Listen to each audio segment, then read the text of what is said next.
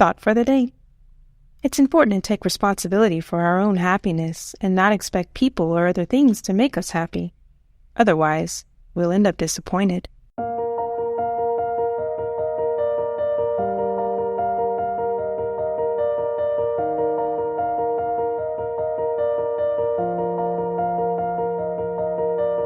Welcome to 7 Minutes for Yourself. I'm Christina Aina, and I'm so glad you've joined me for what I believe will be 7 of the most enriching minutes of your day. Let's take this time to reconnect with ourselves and improve our well-being.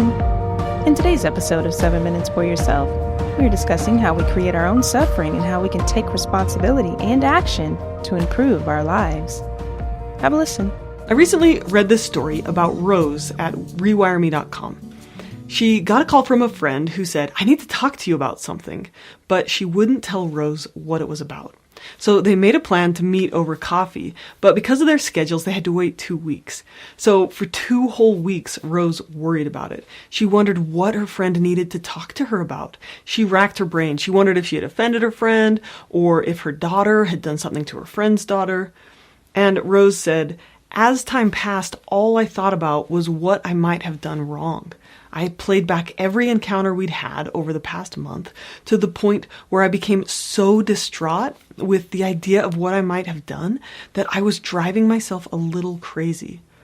Rehearsing explanations for my phantom behavior was causing me such great distress that I finally called a mutual friend to see if I could find out what I had done. My friend assured me it had nothing to do with me, but I didn't believe her. When the coffee date finally arrived, my friend seemed nervous.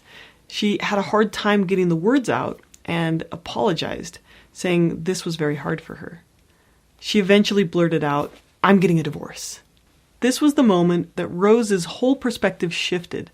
She'd been assuming that this conversation was about her, but in that moment, all of her self-created fear, her worries, her sense of guilt, all of that fell away. And she shifted to pure compassion. She felt sadness with her friend. Now, Rose didn't know it, but she was experiencing 2 types of pain here. The pain of her friend's divorce, and before that, her own self-inflicted pain, which was brought on by her anxious thinking. So let's take a look at these 2 different categories of pain that Rosa was experiencing and talk about their differences. I know pain is complex, but for our purposes, I'm going to place pain into 2 categories, and for lack of a better word, I'm going to call them clean pain and dirty pain. So clean pain is the beautiful and innate emotions that come from our experiences, from being alive. And these emotions can include joy and gratitude, wonder, hurt, grief, regret, sadness, etc. So think about this, like, why do we listen to sad songs or watch movies that make us cry or even scary movies that make us jump? We like to feel alive and to live with feeling. In Rose's story, when she felt sympathy with her friend, she hurt with her, but this is a clean, pure sadness that comes from compassion, and it's part of being connected to people.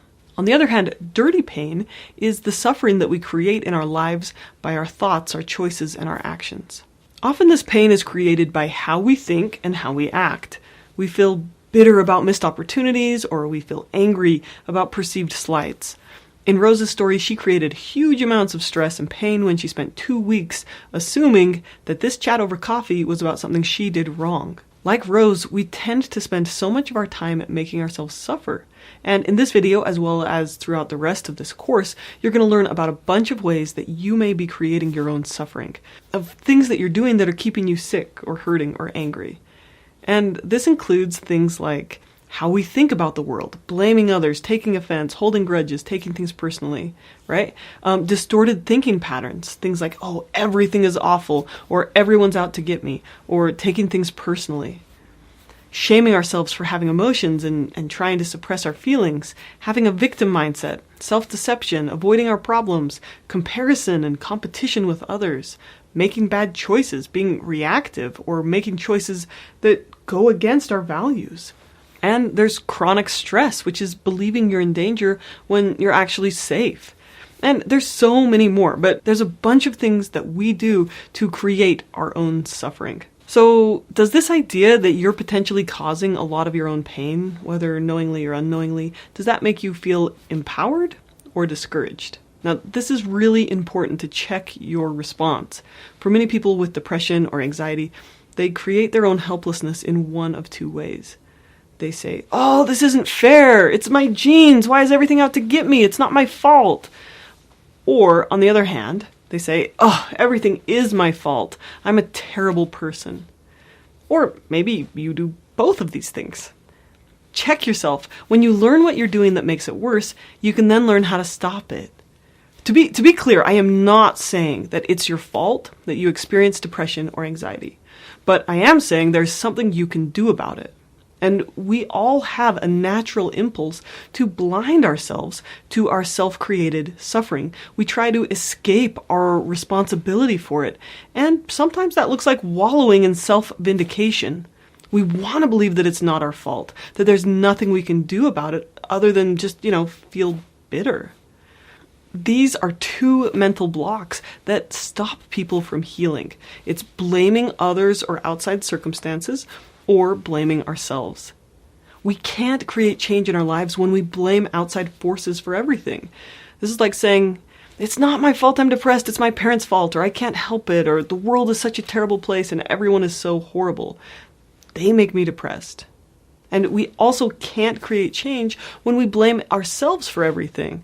So saying things like, "Everything is my fault, I'm a terrible person," thinking this way is just beating yourself up. When you label yourself as broken, you block yourself from taking the small actions that actually lead toward healing your pain. Neither of these attitudes, which are, believing that we're completely helpless or believing that it's all our fault, neither of these really help us take action. The reality is that we do contribute to our own suffering. Our actions, our thoughts, and our responses can greatly enlarge our pain. Blaming ourselves or others doesn't help us take any action to improve our situation. That concludes today's episode of 7 Minutes for Yourself. Please take a moment to rate and review the show on Apple Podcasts. Today and every day with your kiddo is a gift. Enjoy it. Thanks for tuning in.